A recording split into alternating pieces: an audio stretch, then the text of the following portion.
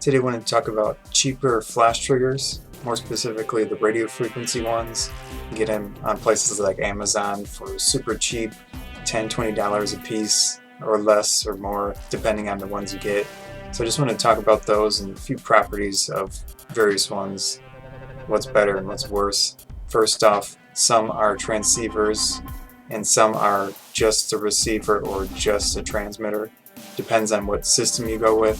I prefer the transceivers. That means each unit can act as a transmitter or receiver. Easier that way. The second one, some use the obscure batteries. You have to buy batteries, you can't recharge them, like those small little pocket cell batteries that you put in watches and everything. Other ones, like the ones that I have, use AAA batteries.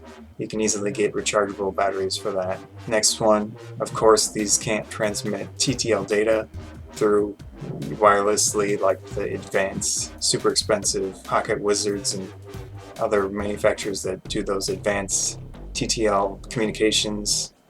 That means you have to do everything yourself. For example, you can't control flash power from the camera. You have to go to the flash and change the setting. You are limited to your maximum flashing speed or less, depending on which triggers you buy.